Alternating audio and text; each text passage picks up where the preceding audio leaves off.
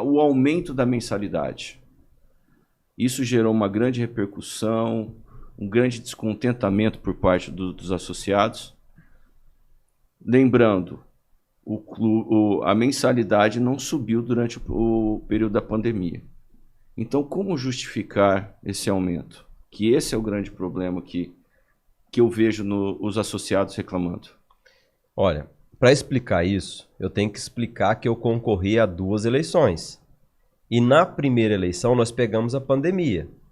E no início da pandemia, o Monte Líbano tinha 3 milhões e 300 mil em caixa, basicamente.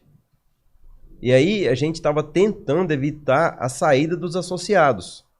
Então a gente brigou para que Durante a campanha, né? Durante a campanha, evidente, na primeira eleição. A gente brigou para que não... Primeiro, para que não aumentasse a mensalidade. Nas portas da pandemia, porque aumentou a mensalidade no final de janeiro. E a pandemia já estava instalada. Só não estava consumada no Brasil ainda, porque no Brasil foi no começo de março, isso, né? Isso. Então, mas todo mundo já sabia. E eu briguei no conselho para não aumentar. A mensalidade naquele momento era R$320. Eu briguei mesmo, não aumentar. Porque tinha 3 milhões e 300 mil reais em caixa, basicamente. Número aproximado. Bom, depois que aumentou, o clube fechou. Aí eu briguei para que reduzisse a mensalidade. Nós fomos atrás de um abaixo-assinado, tudo de maneira bem clara, transparente, mostrando para os associados que se o clube perdesse o associado, era ruim a curto, a médio e a longo prazo. Porque naquele momento ninguém sabia se a pandemia duraria 1 mês, 2, 5, 1 ano, 2 anos ou 3 anos. Então o que era o mais adequado no meu ponto de vista? Era propor um desconto melhor para os associados, dar oportunidade para que ele permanecesse no clube e conservasse o nosso principal ativo. Esse ativo que fez parte agora, que fez falta agora. Porque o que aconteceu? Demorou muito para dar um desconto. Aí o associado foi saindo. Aliás, foi dado esse desconto em véspera de eleição. Da eleição anterior a essa. E aí o associado me questionava, porque eu era conselheiro, falava, olha, eu estou tentando negociar minha dívida em 5, 6 vezes. Não podia. Não teve flexibilização nenhuma. Isso aí, no meu ponto de vista, é um equívoco. Tanto é que nós vencemos a eleição. A primeira coisa que eu fiz, depois de colocar o portal da transparência, foi colocar-o de volta para casa, com condições estatutárias para trazer o sócio de volta. Aí, por que teve que aumentar a mensalidade? Mas antes, só para lembrar com relação o clube ficou fechado. Isso tem que lembrar que quando nós propusemos o aumento da redução da mensalidade, um desconto, porque por causa da pandemia, nós, além do clube, durante a pandemia ficou fechado durante 6 meses, eu não lembro quanto tempo o clube ficou fechado, as despesas do clube também caíram. Houve ajuda do governo federal para a parte trabalhista, a redução que teve de energia, a redução que teve de manutenção do clube, de tudo, com a frequência que tem, o diária que tem lá. Então... Mas quando eu digo que de março de 2020, que é o início da pandemia, até junho de 2022 foram gastos 7 milhões e 708 mil reais, eu acho que fica claro para o associado que não deu desconto porque foi uma opção de não ter dado. E aí você fala assim, olha, nós perdemos mais de 1.000 associados. Nós perdemos ativo. E aí agora, entregou as obras importantes para o clube, obras que agrega, aí a pessoa pode concordar ou discordar se deveria ser feito naquele momento, se gosta da obra ou não, cada um tira a sua análise. O que eu digo é o seguinte, que esse gasto e essa escolha custou caro para os remanescentes da pandemia.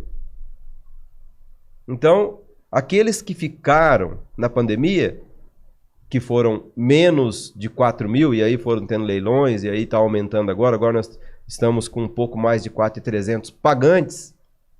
Veja só, 4.300 pagantes. Quando aumentou a mensalidade lá atrás, que eu fui contra no início da pandemia, nós tínhamos 5.000 100 e poucos associados. 3 milhões e quase 3 milhões e 300 em caixa. Então a analogia é muito simples. Agora, o clube não tinha resposta financeira. E essas obras que foram feitas, que foram gastos, esses 7 milhões e 700, deixaram o caixa do clube muito ruim, com muito compromisso, porque não foi feito as previsões de pagamentos de funcionário, por exemplo, 13º. Foram recebidos alguns aluguéis antecipados. Então deixou o caixa do clube muito assim, à deriva. Tinha dinheiro para pagar os compromissos eminentes ali muito rápido? Tinha. Só que não tinha dinheiro para pagar alguns compromissos que viria depois. Por exemplo, para fazer eventos no clube. E nós tivemos que fazer encerramento de campeonato como o Dente de Ouro, que custa caro. Aí encerramento de vôlei. E o esporte no clube, os eventos sociais, o clube tem que ser bom, tem que bombar. O clube não pode ser meia boca. E aí entrou a criatividade.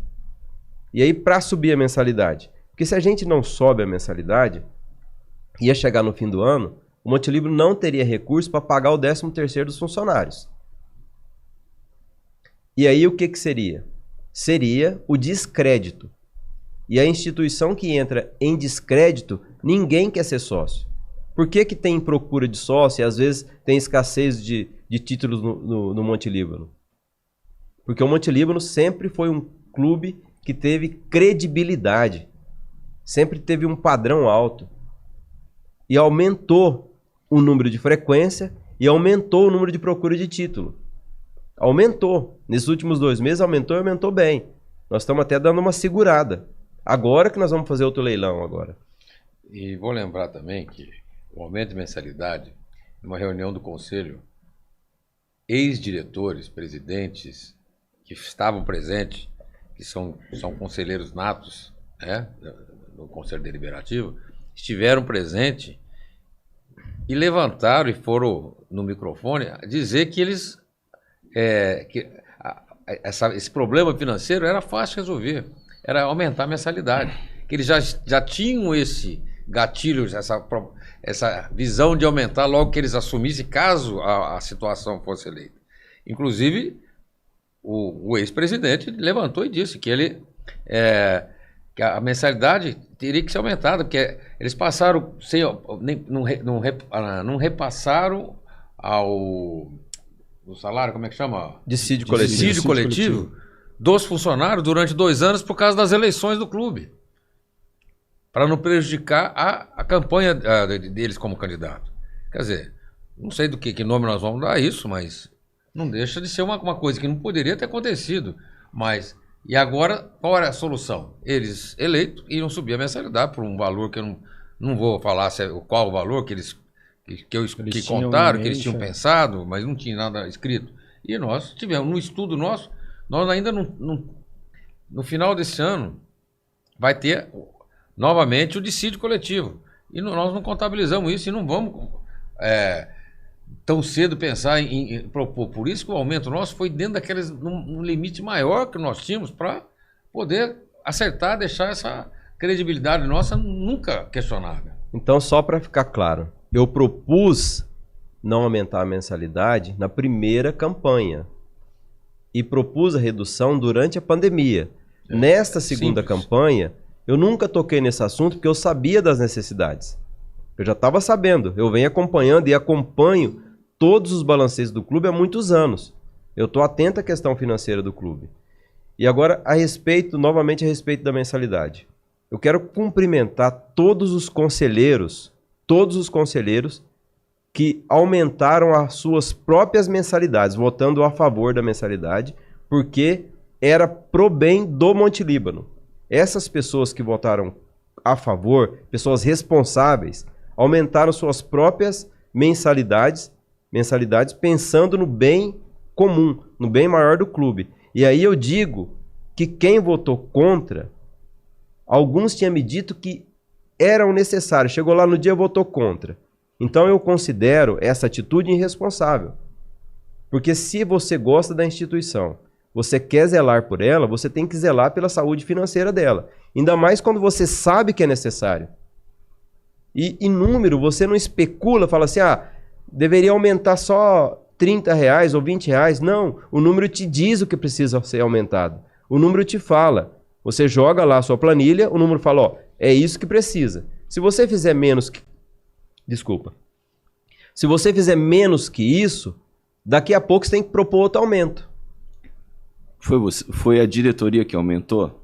Não, quem aumentou foi... Você está me fazendo uma pergunta... Só para deixar mais claro. A diretoria propõe e quem autoriza o aumento é o Conselho Deliberativo. Só para deixar isso bem claro, que as pessoas não sabem. O aumento não é feito numa canetada individual da diretoria. Exatamente. Né? O aumento não é feito numa canetada, e eu quero dizer o seguinte, isso aqui é o que eu quero deixar claro, porque eu sempre tive postura e vou continuar tendo.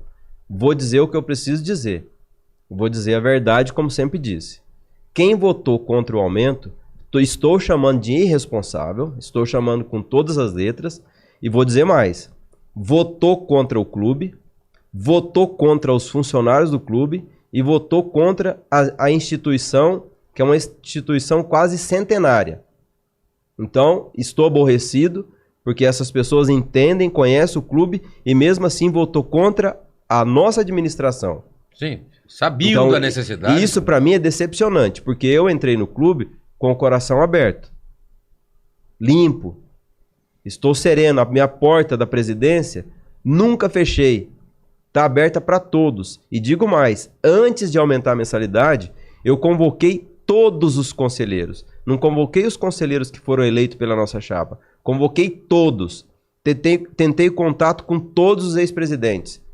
Tentei contato para mostrar o que estava acontecendo. Abri os números. E quem fornece os números é funcionário que está ali há 18 anos, 12 anos. Funcionário de carreira do clube. Todos os números que eu digo e todos os números que eu mostro são números contábeis. São números que o profissional, o advogado, ele tem a OAB. O profissional da contabilidade, ele tem o CRC. Todos esses números são assinados por um profissional registrado e que trabalha no clube há anos. Eu entrei lá faz 80 dias, nós entramos faz 80 dias. Você vê que interessante um ponto que você falou. O ex-presidente, que perdeu a eleição, né? O grupo perdeu a eleição. E o candidato também. O grupo fala. O grupo que perdeu a eleição. O ex-presidente falou da necessidade de aumentar. Vamos dizer que ele seja o líder da oposição. E aí você fala do descontentamento das outras pessoas que sabiam. Se o próprio ex-presidente falou da necessidade, por que votam contra, né? Aí não é uma questão coletiva, é pensando simplesmente em ataque ainda, achando que está fazendo um bem para o clube, mas é o contrário, né?